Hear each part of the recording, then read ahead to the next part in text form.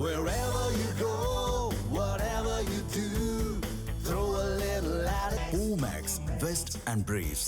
மக்களை காப்பாற்ற வந்திருக்கும் புதிய அரசு மண்ணையும் மரத்தையும் காப்பாற்றும் என முதலமைச்சரின் தாயார் ஷோபா சந்திரசேகர் தெரிவித்துள்ளார்.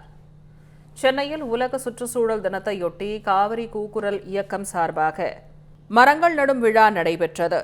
இதில் சபாநாயகர் ஜேசிடி பிரபாகர், தொழில்துறை அமைச்சர் கீர்த்தனா, சைதாப்பேட்டை சட்டமன்ற உறுப்பினர் எம் அருள் பிரகாசம், முதலமைச்சர் விஜயின் தாயார் ஷோபா சந்திரசேகர் உள்ளிட்டோர் பங்கேற்றனர்.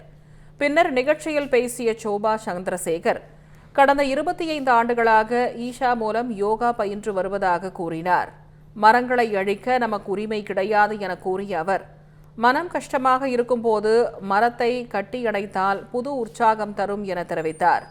மேலும் மக்களை காப்பாற்ற வந்திருக்கும் புதிய அரசு இந்த மண்ணையும் மரத்தையும் காப்பாற்றும் என குறிப்பிட்டார். கலீல் கிப்ரன் ஒரு கவிஞர் எழுதிப்பார்.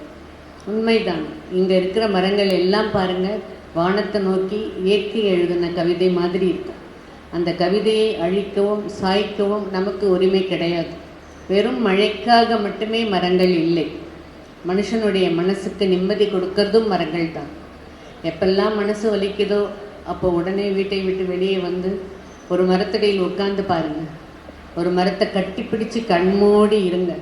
உங்களுக்குள்ள புது தெம்பு, புது தைரியம், புது உற்சாகம், புது விடை கிடைக்கும் பாருங்கள்.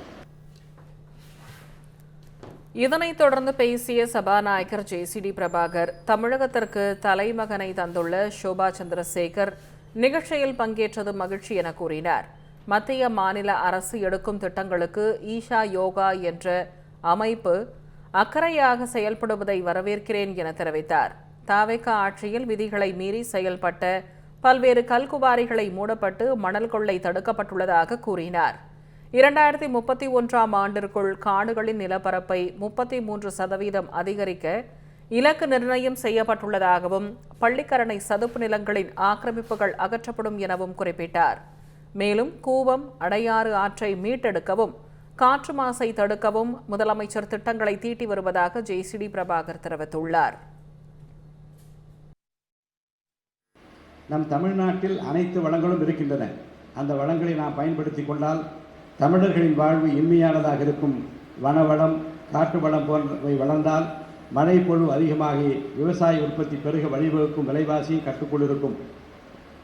மத்திய மாநில அரசுகள் எடுக்கின்ற இதை ஒட்டியிருக்கிற நல்ல திட்டங்களுக்கும் முயற்சிகளுக்கும் தனியார் நிறுவனங்கள், ஆன்மீக பணியாற்றுகின்ற பெரியவர்கள், பல்வேறு சமூக அமைப்புகள் உறுதுணையாக இருப்பதில் அதிக அக்கறையோடு செயல்படுகின்ற ஈஷா யோகா மையத்தினுடைய இந்த காவிரி கூக்குரல் போன்ற அந்த அமைப்புகளுக்கு பொறுப்பேற்று நடத்துகிற அனைத்து நிர்வாகிகளுக்கும் இந்த நல்ல தினத்தில் என்னுடைய நல்வாழ்த்துக்களை நான் தெரிவித்துக் கொள்கிறேன்.